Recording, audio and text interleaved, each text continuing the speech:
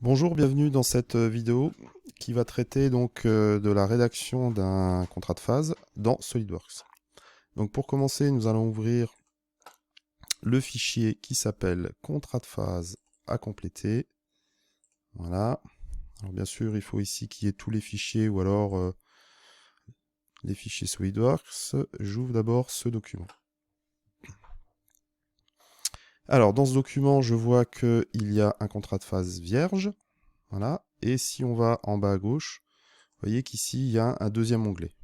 Alors, on pourra mettre un certain nombre d'utilitaires. Pour l'instant, j'ai mis des blocs. On verra plus tard ce que c'est. On va aller ici dans fond de plan pour éditer le fond de plan. Donc, je fais un clic de droite sur fond de plan et j'édite donc le fond de plan. Et vous voyez qu'en fond de plan, donc j'ai laissé toute la structure du contrat de phase et on va pouvoir à tout moment ici changer et adapter donc à notre ensemble ou à notre usinage. Alors ici, de la même façon, on va pouvoir changer le numéro de la phase éventuellement. Alors on va traiter d'un exemple simple de tournage. Donc ici, par un double clic, vous pouvez donc renommer. Donc je vais mettre axe exemple. Voilà. Bon, ça il s'agit simplement d'un exemple qu'on va traiter. Donc l'élément, bon c'est pareil, hein, je double clic. Alors par exemple, je vais l'appeler axe. Alors à tout moment, si vous voulez changer la couleur, la police, mais pour faire des documents qui sont un petit peu uniformes, hein, c'est quand même bien de garder ce qu'il y a au départ. Hein. Voilà, donc je double-clique. Désignation matière, on va mettre par exemple du C45. Voilà, donc acier non allié à 0,45% de carbone. Alors le nom, vous mettrez votre nom, hein, je vous laisse faire. Le programme, eh bien, selon la machine, soit avec un O pour Fanuc, ou alors 1% pour voilà, 5400 par exemple. Donc vous mettez le numéro de votre programme. Donc tout ce qui est num, ça sera en pourcent. Ensuite, alors, on va ici traiter d'un profil de tournage. Donc je vais mettre usinage, profil. Le tournage, voilà, si vous avez de la place. Essayez d'être le plus précis possible. Alors, je me mets devant et j'efface ensuite, parce que sinon, souvent, je perds la couleur. Donc pour éviter de remettre la couleur, je procède comme ceci. La machine, ça sera un tour à commande numérique. Vous pouvez préciser 2 axes, pourquoi pas, et mettre même la désignation de votre machine. Donc, pardon, MCO. Voilà. Ceci étant fait, vous pouvez donc valider tout ça. Donc, soit fermer ici, valider la note. Alors, il y a un petit peu de latence.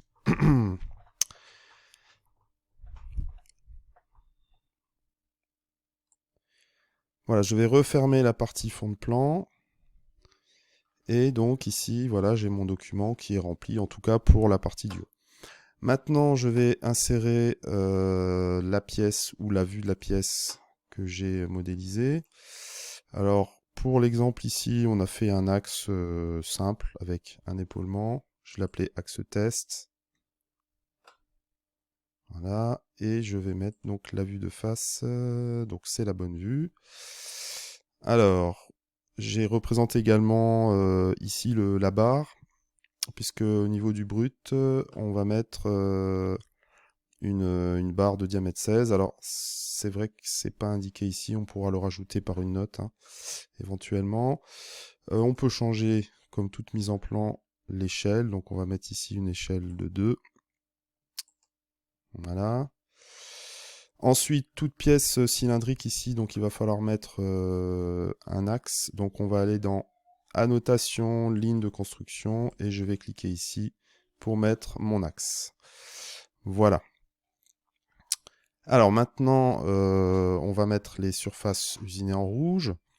Donc pour cela, eh bien, il faut afficher la barre d'outils format de ligne. Donc moi, elle est déjà affichée. Je vais faire ici donc affichage barre d'outils format de ligne. Voilà. Et donc là, j'ai accès à ces outils-là. Donc ces outils-là vont me permettre de modifier les épaisseurs et les couleurs de ligne pour faire apparaître les surfaces usinées. Donc je peux sélectionner mes différentes lignes, voilà, avec CTRL. Alors si vous n'arrivez pas tout sélectionner dans la même opération, on peut faire en plusieurs fois, d'accord. Voilà, donc en fonction des capacités de votre ordinateur, bien entendu, ça mettra plus ou moins de temps. Donc là, je vais sélectionner par exemple, voilà, ces traits-là. Je vais aller ici dans... Voilà, donc là, ça rame un petit peu, hein. C'est pas l'idéal pour la vidéo. Voilà, donc je vais pouvoir mettre déjà la couleur rouge, par exemple. Et je vais pouvoir changer l'épaisseur de mon trait. Donc je vais mettre 0,5 par exemple avec une couleur rouge. Et voilà ce que ça me donne. Alors bien entendu, je vais devoir m'y prendre à plusieurs fois pour réaliser tout ça. Voilà, donc j'ai sélectionné toutes mes lignes et je les ai mises donc de couleur rouge. Et j'ai changé également l'épaisseur des traits. Alors pour rappel, vous pouvez aussi paramétrer dans une mise en plan l'épaisseur de vos traits quand vous allez ici dans les options. Alors c'est un peu compliqué à trouver, mais dans les mises en plan, voilà, par exemple dans les mises en plan, vous pouvez tout paramétrer, hein. Les couleurs, les esquisses, etc. Et je crois que... Voilà, police de ligne, donc pour le document. Donc c'est-à-dire que maintenant, vous pouvez aussi régler pour votre document par défaut des épaisseurs de traits. Alors nous allons voir comment mettre éventuellement des annotations sur les surfaces, soit pour nommer les surfaces de mise en position, ou éventuellement nommer les surfaces usinées. Donc si c'était un contrat de phase pour une pièce simple, pas besoin de faire éventuellement de documents repérage de surface, on peut les repérer dans le contrat de phase, à condition que la vue ne soit pas trop surchargée. Donc pour ça, je vais dans la notation bulle. Voilà, et par exemple ici, on va désigner la surface de mise en position. D'accord? Alors pour l'instant, vous pouvez avoir ceci qui s'affiche. Donc je vais double-cliquer dessus. Ah pardon, je vais cliquer simplement dessus. Et ici à gauche, je vais changer les caractéristiques de cette bulle. Donc je vais mettre un caractère. Voilà, je vais ici dire texte. Donc je vais mettre par exemple la surface A. Voilà. Et dans autres propriétés, je vais pouvoir donc mettre une ligne d'attache. Donc je clique ici. Et là, je vois qu'en fait, je peux désigner une surface. Voilà, donc ça sera ma ligne d'attache. Voilà, et de la même façon, vous pouvez nommer éventuellement les surfaces usinées pour une pièce simple. Donc ici, j'ai mis A simplement. Maintenant, nous allons donc utiliser les symboles de mise en position. Donc là, on a un centrage long, puisqu'on a une prise en pince. Donc, centrage long sur une surface brute. Donc, on va créer les symboles de mise en position. Pour ceci, nous allons donc ouvrir une macro. Donc, je vais dans Outils, Macro, Exécuter. Et là, je vais aller chercher donc la macro qui s'appelle Macro Contrat de phase. Voilà, je double-clique dessus. Et j'ai ici une fenêtre qui apparaît. Alors, nous donc voulons les symboles. Nous allons donc cliquer sur symbole et choisir ici un symbole de mise en position. Alors, c'est un système de serrage concentrique. Voilà. Ici, le double trait pour désigner la surface brute. Ici, donc, c'est une mise en position, surface de mise en position, donc triangle noir. Et ici, donc, alors, on va pas avoir, soit on a une pince striée, mais en général, sur l'EMCO, donc c'est des pinces de reprise, donc on a plutôt un contact surfacique. Voilà, donc c'est ce symbole. Je vais choisir la couleur d'édition et je valide. Alors, en général, par défaut, mon symbole se met. J'arrive plus à faire de zoom. Voilà. Mon symbole se met ici, donc je vais pouvoir le déplacer. Voilà.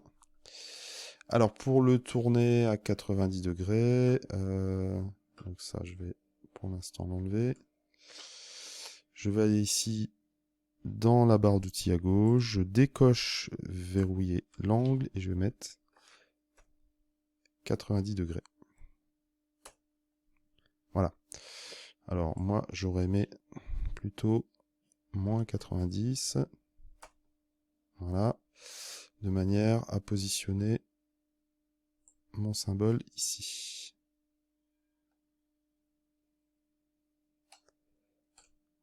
Voilà. Donc là, si vous avez une butée, si vous avez des morts striés, etc., vous adaptez bien entendu la nature donc du symbole de mise en position, deuxième partie de la norme. Pour l'OP, je vous propose deux solutions. Soit vous pouvez choisir ici par cette macro donc le symbole de l'origine programme. Alors, comme tout à l'heure, il s'est positionné ici, on va le ramener devant. Voilà. Alors avec un zoom, ça marchera un peu mieux. Donc je vais le positionner. Alors là, par contre, bon, a priori, il y a déjà une connexion qui s'est faite. Donc il faut que j'affiche. Alors, je vais montrer les... Attendez voir. Les relations d'esquisse. Voilà. Bon. Voilà, il y a une relation d'esquisse ici qui s'est créée. Je dois la supprimer, sinon j'arriverai plus bouger mon symbole. Donc, je supprime ça. Voilà, et je peux maintenant déplacer ici. Voilà. Là, je crois qu'il est bien placé. Et maintenant, nous allons pouvoir choisir ici un système d'axes. Alors, je vais fermer maintenant cette fenêtre que je vais déplacer ici.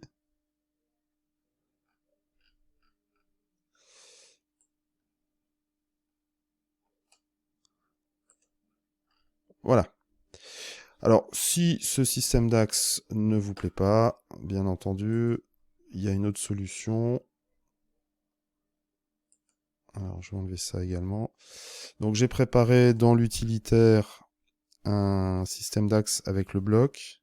Donc, il suffit de le sélectionner. Vous faites copier, CTRL-C, et ici, coller. Voilà. Et là, donc, vous pouvez amener ceci devant la pièce. Voilà. Et pour mettre le symbole de mise en position, alors je vais essayer de le positionner de manière plus précise. Voilà. Pour le symbole de mise en position de l'origine programme, pardon, vous sélectionnez le cercle. Et toujours dans cette barre d'outils annotation. Ah non, pardon. C'est donc insertion, annotation. Et là, vous le trouverez. C'est le symbole de centrage. Voilà. Et donc, vous avez votre OP, votre système d'axe. Il ne reste plus maintenant, maintenant qu'à annoter cette figure. Alors pour ceci, vous avez l'onglet notes, voilà, et vous pouvez donc rajouter le nom de vos axes, par exemple. Donc ici X, ici Z, et là on peut nommer par exemple l'origine OP. Alors.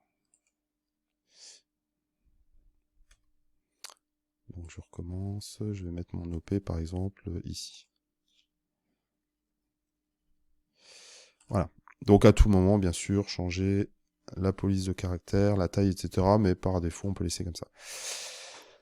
Alors sur le croquis, en général, on va également positionner les cotes de fabrication. Donc pour ceci, on peut prendre bien sûr l'outil cote. Et je vais par exemple positionner ce diamètre ici. Alors, il est d'usage en général de mettre CF1, CF2, etc. et de rappeler donc la valeur des cotes dans la partie opération du bas. Donc ici, si je veux changer donc cette cote en CF1, eh bien, je me mets tout simplement ici sur le texte d'octation, je supprime. Alors il va me mettre un petit message, vous cliquez sur oui. Voilà, et je vais mettre CF1 comme code de fabrication numéro 1. Voilà. Pour changer la couleur, donc d'usage, l'usage veut qu'on mette en bleu par exemple. Voilà. Et je mets en bleu. Donc je vous laisse ainsi compléter ensuite les différentes annotations de cette partie-là. Alors par contre, il est quand même important à un moment donné de mettre par exemple, comme on a dit tout à l'heure, la désignation du brut. Donc vous pouvez mettre diamètre 16. Alors pour mettre diamètre, vous pouvez utiliser les raccourcis Alt. Donc c'est Alt 0,216. Voilà. Donc brut, diamètre 16. En barre. Voilà. Et puis, dans un contrat de phase, on va pouvoir donc préciser la mise en position. Donc, alors attendez, j'ai une note qui s'est mise par ici. Bon, ça rame un petit peu. Donc je sélectionne ma barre. Bon, je l'enlèverai tout à l'heure. Donc pour la mise en position, je vais pouvoir annoter également la nature de la mise en position. Donc ici, je vais mettre par exemple en bas à gauche. Voilà, mise en position. Donc description de la mise en position, on va mettre centrage long sur A. Donc ça c'est pour la désignation, on va dire première partie de la norme, mais on peut faire ensuite le descriptif, pourquoi pas, du symbole de mise en position, deuxième partie de la norme. Bon, là on se contentera de mettre par exemple centrage long sur A, ça sera suffisant. Alors on peut mettre aussi serrage sur A. En général, c'est quand même assez important de préciser la mise en position et le maintien en position. Donc ce qu'on appelle couramment MIP et MAP. Voilà, vous pouvez mettre en souligné par exemple. Voilà, libre à vous. Donc faites échappe sinon. Voilà, vous allez remettre des notes partout. Alors je voulais revenir avec vous juste sur éventuellement le fait de déplacer toute cette vue. Malheureusement, ça va être un peu compliqué. Donc si vous voulez déplacer l'ensemble des symboles, il vaut mieux tout de suite bien positionner sa figure. Vous voyez, par exemple, là, c'est un petit peu haut. Je vais déplacer ça, mais le problème, c'est que le reste ne suit pas. Bon, après, vous pouvez le repositionner de manière assez simple. Voilà, et ici, donc sur le devant, si j'y arrive. Ah. Bon, visiblement, il a mis comme tout à l'heure des relations entre les différents points. Donc vous voyez que c'est un peu plus compliqué, mais on va y arriver. Voilà, par exemple. Alors bien entendu, une fois que vous aurez fait votre premier contrat de phase pour la réutilisation dans d'autres cas de figure, vous pouvez largement réutiliser pour remplacer après par une autre pièce. Voilà, donc ma partie centrale paraît correcte, alors elle est à compléter bien entendu avec d'autres codes de fabrication, mais ça je vous laisserai le soin de le faire. On va maintenant s'intéresser à la partie du bas. Donc ici, vous avez déjà des éléments qui sont pré-remplis. Voilà, on va pouvoir modifier. Donc on va mettre par exemple la première opération. On fait un dressage de la face.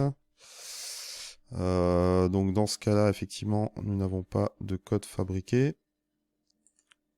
Donc je vais pouvoir éventuellement effacer ça. L'outil utilisé T1. La désignation de l'outil. Alors, pas la peine de s'étendre sur la désignation s'il y a une fiche outil qui accompagne le document. Vous pouvez mettre juste outil d'ébauche extérieure PCLN par exemple. Alors c'est pas PCNL mais c'est PCLN. Donc ça dépend de la désignation de votre porte-outil. Voilà. Est-ce qu'on va contrôler au niveau du dressage? Ben non. Donc vous pouvez enlever Pia Coulisses. Voilà. Et là vous pouvez mettre donc vos paramètres de coupe. Alors normalement vous avez un outil qui va trouver à peu près l'alignement des différentes informations. Voilà, donc je double-clique ici et je vais pouvoir, avec espace, éventuellement compléter mes informations. Je vais mettre en vitesse de constante au niveau de la fréquence de rotation, l'avance 0,1 mm par tour, pas de vitesse d'avance, profondeur de passe 1 mm par exemple. Voilà, donc de la même façon, je vais vous laisser compléter le reste du contrat de phase.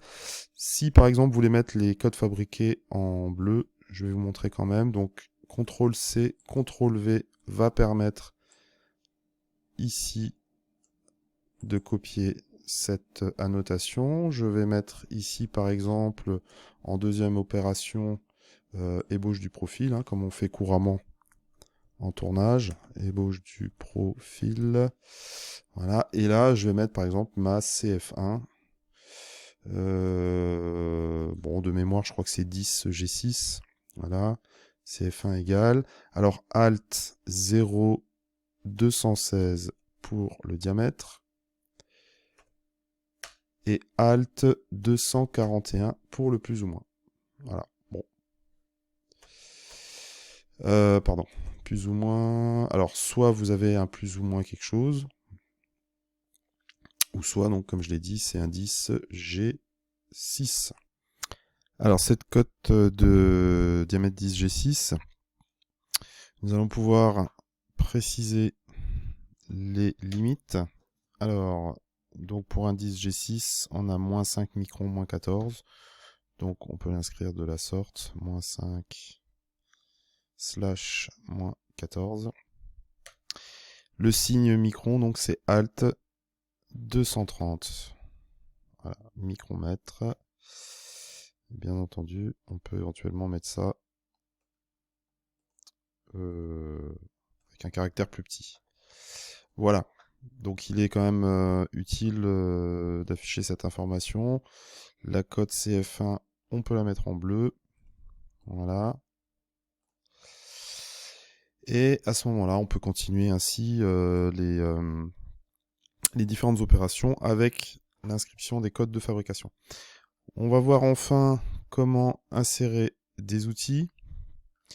Alors, entre-temps, dans l'utilitaire, on aura possibilité d'utiliser des blocs. Alors, qu'est-ce qu'un bloc, en fait? C'est un regroupement d'entités.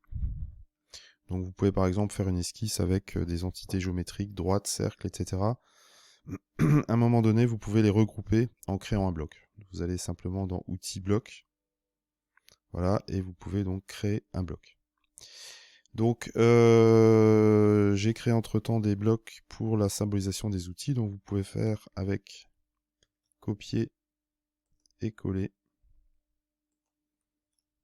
insérer les trois outils qui correspondent donc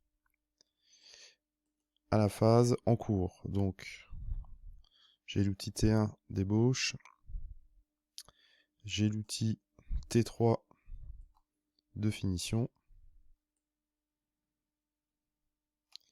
Voilà, et enfin, j'ai l'outil T8 qui est l'outil à tronçonner. Donc normalement, il suffit de le sélectionner par un clic. Je fais copier. Je retourne sur l'onglet contrat de phase. Je clique l'endroit où je veux le coller. Et ensuite, je peux le déplacer par un point. Voilà, donc je vais aller dans annotation et noter quand même au-dessus des outils, donc la désignation. Alors, il s'agit donc du T1. Voilà, donc avec espace, hein, j'utilise la même annotation pour les trois outils, T3 et T8.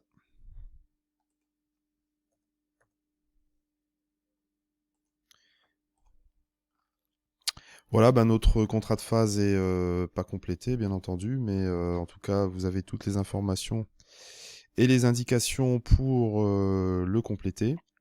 Dernière opération, nous allons transformer ce document en un document PDF. Donc enregistrer sous va nous permettre ici de choisir un format PDF. Voilà, alors je vais l'appeler contrat de phase par exemple axe test, hein, donc vous pouvez le renommer. Voilà, et je vais enregistrer. Alors il existe déjà, bien sûr, je le remplace. Alors ici, attention, il va vous exporter les deux onglets. Donc vous décochez utilitaire et vous ne cochez que contrat de phase. Et vous validez. Alors nous allons ouvrir le contrat de phase. Voilà, donc on peut remarquer que les outils sont affichés en bleu.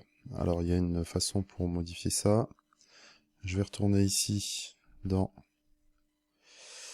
mon contrat de phase, donc ma mise en plan, et je vais cliquer ici. Voilà, donc on voit que là, en fait, effectivement, les outils se mettent en bleu, puisqu'en fait, ce sont des entités d'esquisse. Donc je vais les sélectionner, et je vais pouvoir les rendre fixes, de manière à les afficher de couleur noire. Voilà qui est fait, et donc je vais maintenant rééditer un contrat de phase en PDF pour voir la différence. Donc je vais l'appeler Axe Test 2 par exemple.